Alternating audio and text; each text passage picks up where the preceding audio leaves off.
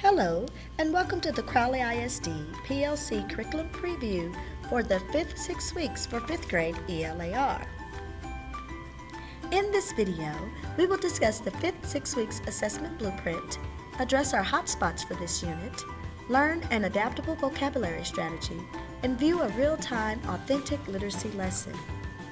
You will gain a deeper understanding of active reading to transfer responsibility of learning to the student. Unit 5A is Understanding Connections Across All Genres. The instructional dates are February 23rd through March 6th. The assessment posting date is March 3rd, and the assessment date is March 17th. Let's take a look at our hotspots for this unit from our Grade 5 heat map by standard. We see that 5.2b, Use Context Clues, is a hotspot, as well as our knowledge and skills statements dual-coded with Figure 19D. And finally, Figure 19F, Making Thematic Connections Across Genres, is also a hotspot. Let's take a closer look at Figure 19F on our IFD. Figure 19F standard reads, Make connections between and across multiple texts of various genres and provide textual evidence.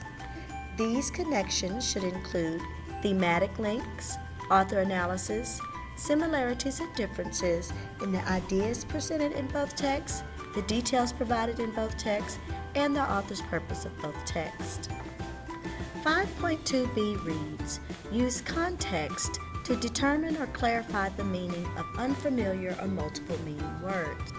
Context in our standard is described as the words, sentences, or passages that precede or follow a specific word, sentence, or passage. One best practice we'll look at today is teach reading as thinking. Reading is a cognitive process, an active, constructive, creative, higher-order thinking activity that involves distinctive thinking strategies before, during, and after reading. Another best practice we'll look at today is giving students daily opportunities to talk about their reading. These two best practices are critical components of an authentic literacy lesson. Let's look at the 4 components of an authentic literacy lesson. They are read, annotate, discuss, and write. It is a best practice to have students read a text closely, annotate the text as they read, and provide opportunities for students to have rich discussion about the text and to write about the text. Let's see an authentic literacy lesson in action. So after we do the small group brainstorm, I ask them to come prepared for Text Talk Time. And Text Talk Time is a discussion structure that I created in order to give the kids an opportunity to talk about a text that we had been reading during the week.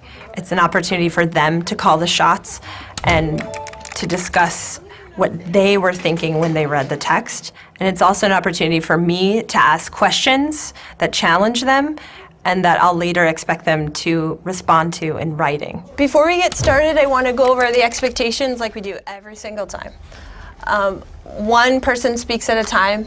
And lately, remember, we've been kind of talking about how sometimes we get excited and we all start joining in and blurting out, and that's okay every once in a while. That happens in normal conversation. But we just remember that if I call for the zero noise signal, that we're all going to come back as a group and hear one person. Listen carefully to the speaker, right? You don't know if you're adding something if you're not listening to what someone else said, right? So you need to listen carefully. And use hand signals. So 2 fingers if you have something to add onto what somebody has already said, and thumbs up if you have something new to say. I use a strategy of hand signals in order to promote active listening. I also use hand signals to help me facilitate the conversation.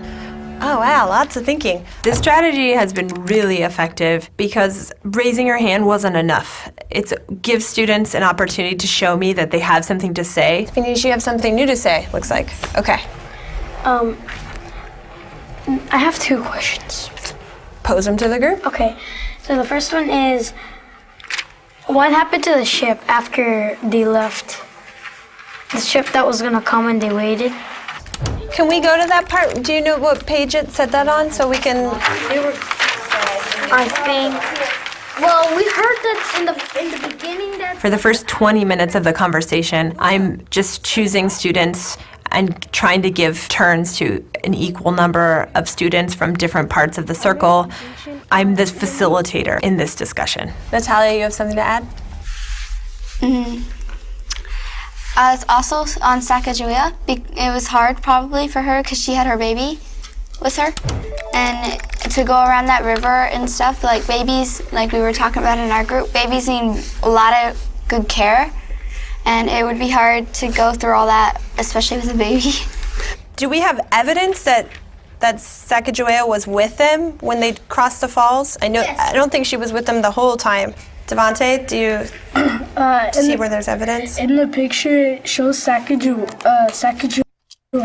She's pointing at the falls, and Lewis and Clark and a slave, they're like, Sacagawea is like pointing that they might die in the falls, so they probably have to go around it. And since I know that this is a narrative nonfiction, and we've been learning about how in nonfiction the pictures and the captions, that gives us lots of information, we could probably be pretty sure that Sacagawea was with them and that this picture is placed here to give us that information. Next, I give them questions that I expect them to write about once we're done with Text Talk time. Let me pose these questions to you so we can get a little bit of talking about this before I send you out to write.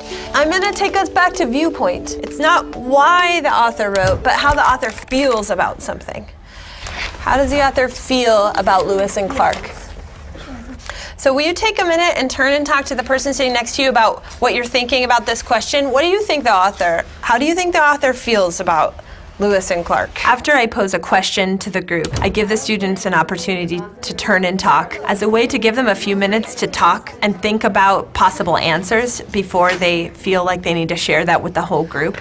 Who thinks they found some evidence to back up what they think about how the author feels about Lewis and Clark? Let's go to Alyssa. It says on page 644, from St. Louis, Lewis and Clark traveled to Washington, D.C., and almost every town they passed through, they brought bands to welcome them as heroes, which meant that like whenever they came in, everyone's like cheering and like congratulate them. And so like the author like put that in to make everyone feel that they're heroes. Yeah. Okay. So you would say that the author feels like Lewis and Clark were heroes? The next question was, what is the author's viewpoint about exploring? And I provided them with the sentence frame to start their answer. The author thinks exploring is... If you were gonna fill in this sentence, how would you fill it in? The author thinks exploring is... I think it's exciting because you could find out new stuff about different things you never knew about.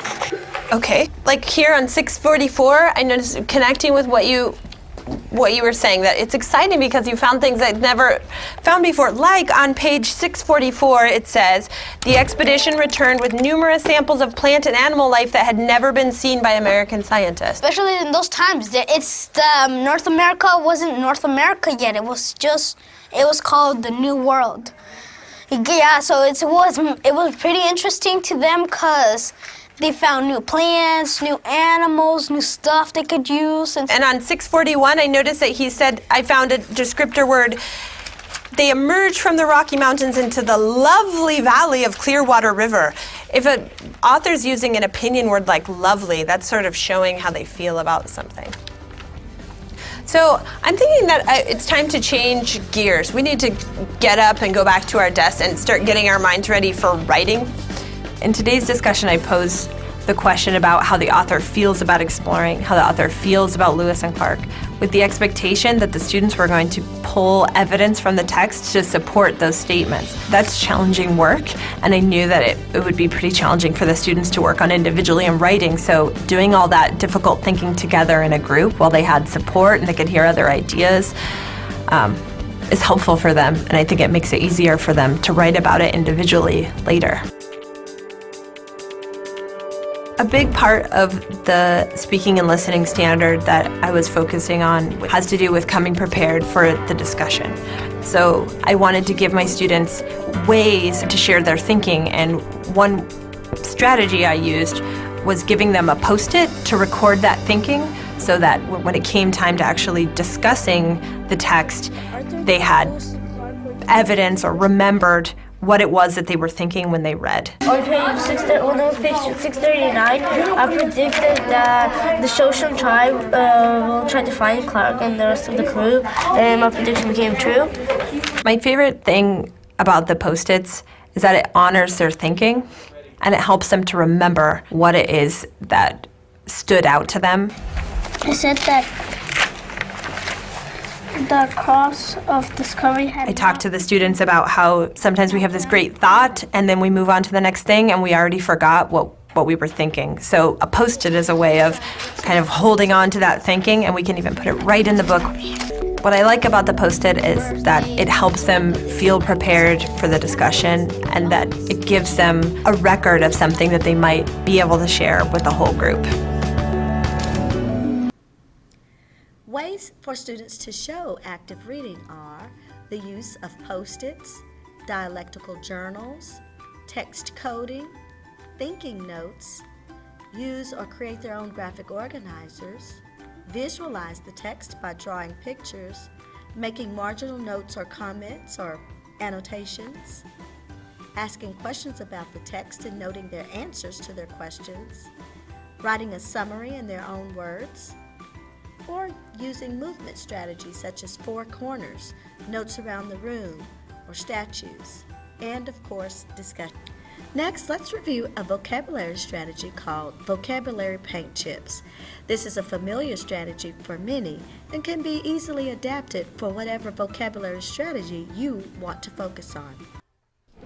There are lots of ways that teachers can approach teaching vocabulary. I have new vocabulary cards. Brown, take one that you want. And I've discovered that in order for students to really engage in the literacy around a concept, in order to write about it, talk about it, read about it, they have to have language about it.